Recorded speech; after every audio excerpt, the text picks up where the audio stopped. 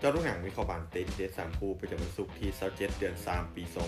2026เขามาเริ่มกันในคืนหนึ่งในรายการบานเตะทีมชาติกระซับมิดเตะในเวลา2:45ของคืนนี้การพบกันระหว่างทีมชาติอังกฤษจะเปิดบ้านต้อนรับการมาเยือนของทีมชาติอุรุกวัยถ้าเบิ่งจากฟอร์มการเล่นในช่วงหลังของอังกฤษฟอร์มของพวกเขาค่อนข้างดีด้วยการเก็บชัยชนะได้ติดต่อกันใน5เกมหลังสุดพวกเขามีเกมบุกที่มีความจัดจ้านระบบทีมลงตัวนักเตะตัวหลักอยู่ในช่วงที่มีความมั่นใจ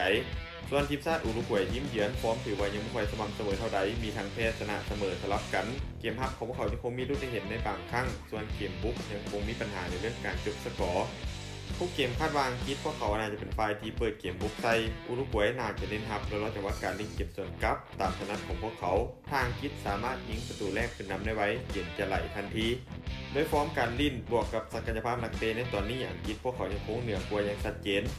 การคาดการณ์สกอร์ที่น่าจะเกิดขึ้นอังกฤษจะเปิดบ้านเอาชนะอุรุกวัยไปด้วยสกอร์3-1งานตอนที่2เตะในเวลา3:00ของคืนนี้การพบกันระหว่างทีมชาติสเปนจะเปิดบ้านต้อนรับการมาเยือนของทีมชาติเซอร์เบีย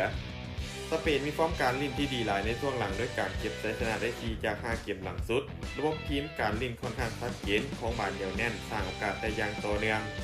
ส่วนเซอร์เบียฟอร์มยังขึ้นลงแพ้หลายกวนชนะเกมรับค่อนข้างมีปัญหาเสียประตูค่อนข้างง่ายสเปนพวกเขามีจุดเด่นในการต่อบอลแม่นมักจะป้องเกมเหนือคู่แข่งเกมบุกก็มีความหลากหลายเกมนี้เล่นในบ้านถือว่ามีความได้เปรียบส่วนเซอร์เบียพวกเขามีตัวบุกที่มีความแข็งแกร่งสายพละกำลังลูกกลางอากาศถือว่ามีความอันตรายโดยเฉพาะลูกโต้กลับที่พอใช้ได้แต่เกมนี้เบื้องจากภาพรวมยังคงให้สเปนเจ้าบ้านดูดีกว่าพอสมควรและมีโอกาสค่อนข้างสูงจะเก็บชัยชนะไปได้การคาดการณ์สกอร์ที่น่าจะเกิดขึ้นสเปนจะเปิดบ้านเอาชนะเซอร์เบียไปด้วยสกอร์2-0มาตอนที่3เตะในเวลา2:45ของคืนนี้การพบกันระหว่างทีมชาติสวิตเซอร์แลนด์จะเปิดบ้านต้อนรับการมาเยือนของทีมชาติเยอรมนี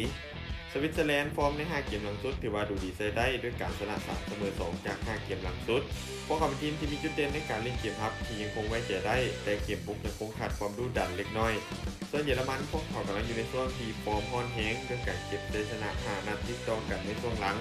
พวกเขาถือว่าเป็นทีมที่มีความหลากหลายและความเฉียบคมในการเล่นเกมบุกนักเตะมีคุณภาพสูงเกมเพสซิ่งนักมักจะเฮ็ดเกมได้ดีอย่างต่อเนื่องถ้าเบิ่งจากภาพรวมในตอนนี้ยังคงให้เยอรมันทีมเยือนดูดีกว่าและมีโอกาสที่จะเฉือนชนะได้การคาดการณ์สกอร์ที่น่าจะเกิดขึ้นเยอรมันจะบุกมาเฉือนเอาชนะสวิตเซอร์แลนด์ไปด้วยสกอร์2-1สุดท้ายนี้ถ้าทุกคนสนใจแนวทางดีๆแบบนี้อย่าลืมกดไลค์กดแชร์ออกไปเพื่อเป็นแนวทางเพิ่มเติมและใครสนใจอยากลงทุนสามารถกดลิงก์ผ่านหน้าซองได้เลยเด้อ